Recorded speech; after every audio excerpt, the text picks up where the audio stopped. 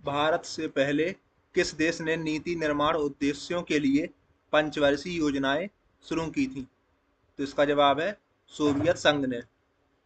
मोहनजोदड़ो के विशाल स्नानागार की खुदाई निम्नलिखित में से किस क्षेत्र में की गई थी? तो इसका जवाब है दुर्ग क्षेत्र में। अगला प्रश्न है इब्न बतूता की यात्रा पुस्तक, जिसे रहला कहा जाता है, मूल रूप से किस भाषा में लिखी गई है? तो ये लिखी गई है अरबी भाषा में। भारतीय संविधान का निम्न में से कौन सा अनुच्छेद कुछ मामलों में कार्य शिक्षा और सार्वजनिक सहायता के अधिकार से संबंधित है? तो वो है अनुच्छेद 41। भारतीय संसद ने 2002 के 86वें संविधान संशोधन अधिनियम को मंजूरी दी थी, जो कि रिक्त स्थान के आयु वर्ग के बच्चों के लिए प्रारंभिक शिक्षा का मौलिक अधिकार सुनिश्चित करता है। तो आयु वर्ग है 6 से 14 वर्ष। बहुचर्चित अंग्रेजी उपन्यास एलिस's एडवेंचर इन वंडरलैंड निम्नलिखित में से किस लेखक ने लिखा था? तो इसका जवाब है लुईस कैरोल ने।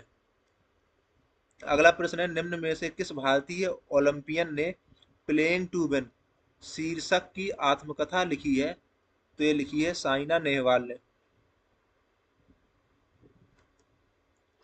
निम्नलिखित में से कौन उत्तर प्रदेश की निर्वाह फसल का उदाहरण है?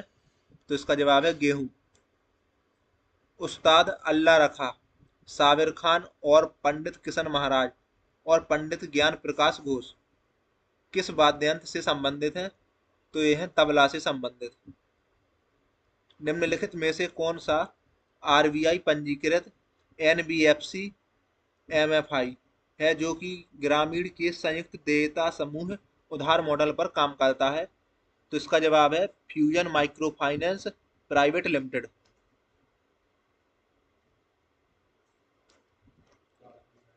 निम्नलिखित में से कौन से शब्द 42वें संशोधन अधिनियम के द्वारा प्रस्तावना में जोड़े गए थे? तो समाजवादी और धर्मनिरपेक्ष। निम्नलिखित में से कौन सी एक उत्कृष्ट गैस नहीं है? तो इसका जवाब है नाइट्रोजन।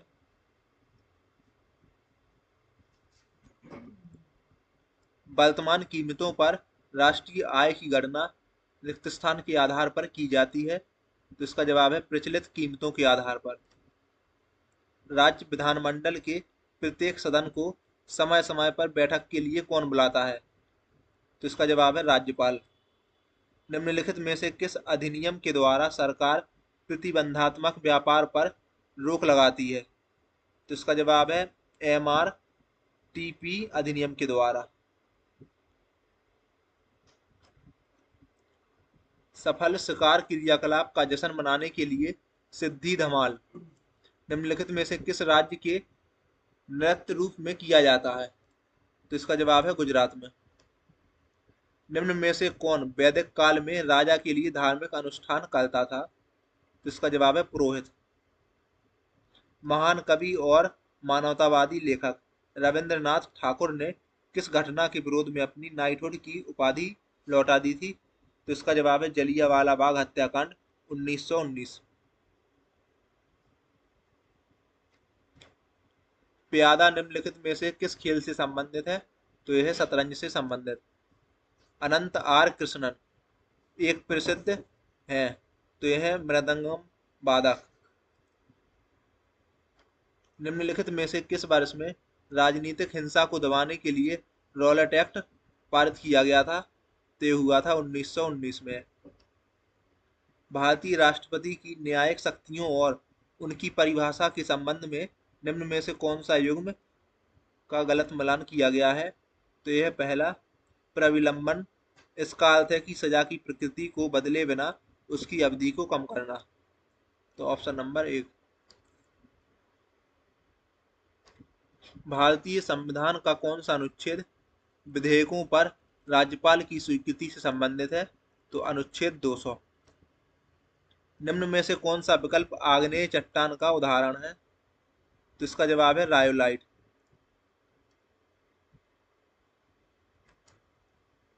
दृक पंचांग के अनुसार महाशिवरात्रि कब मनाई जाती है? तो इसका जवाब है माघ माह के कृष्ण पक्ष की चतुर्दशी को। निम्नलिखित में से किसे भारतीय लोक और जनजातीय नृत्य से संयुक्त भारतीय शास्त्रीय नृत्य के लिए यूरोपीय नाट्य तकनीकों को अपनाने के द्वारा संलयन कला बनाने के लिए जाना जाता है? तो इसका जवाब है उदय शंकर। मगध साम्राज्य पर शासन करने वाले प्रथम राजवंश का नाम क्या था? तो इसका जवाब है हर्यक वंश। दिए गए स्मारकों में से कौन सा स्मारक कर्नाटक में स्थित नहीं है? तो इसका जवाब है पलक्कड़ का किला। बाकी होयसलेश्वर मंदिर, कित्तूर किला और गोल गुम्बद, ये तीनों कर्नाटक में है। 1939 में फॉरवर्ड ब्लॉक की स्थापना निम्न में से किसने की थी? तो इसका जवाब है सुभाष चंद्र बोस ने।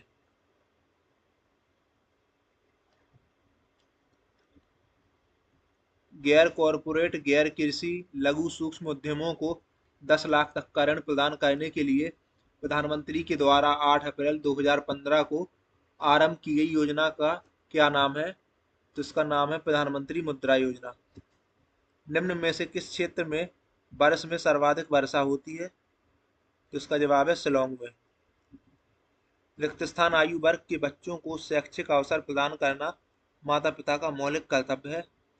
तो आयु वर्ग है 6 से 14 वर्ष का। निम्न में से प्रधानमंत्री कौन था जब नई आर्थिक नीति के भाग के रूप में वैश्वीकरण नीति प्रस्तुत की गई थी? तो इसका जवाब है पीवी नरसिम्हा राव। भरतनाट्यम की उत्पत्ति निम्न में से किस राज्य से हुई है? तो इसका जवाब है तमिलनाडु से।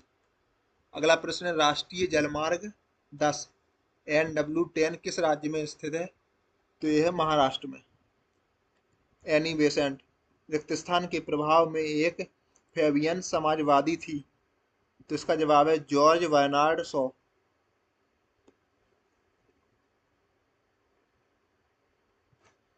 अगला प्रश्न है निम्नलिखित विकल्पों में से कौन से सस्य भूमि पारिस्थितिकी तंत्र से संबंधित हैं? तो पहला कथन है सस्य भूमि एक मानव निर्मित पारिस्थितिकी तंत्र है। दूसरा कथन है सस्य भूमि पारिस्थितिकी तंत्र में बहुत कम आनुवंशिक विविधता पाई जाती है। तो कथन 1 और कथन 2 दोनों सही है। भारत की जनगणना 2011 के अनुसार निम्न में से कौन से राज्यों और केंद्र शासित प्रदेशों के किस समूह में उच्चतम साक्षरता दर दर्ज की गई है? तो इसका जवाब है केरल और लक्षद्वीप में। निम्नलिखित में से कौन सा सांस्कृतिक उत्सव उत्तर प्रदेश पर्यटन विभाग के द्वारा आयोजित किया जाता है? तो इसका जवाब है ताज महोत्सव।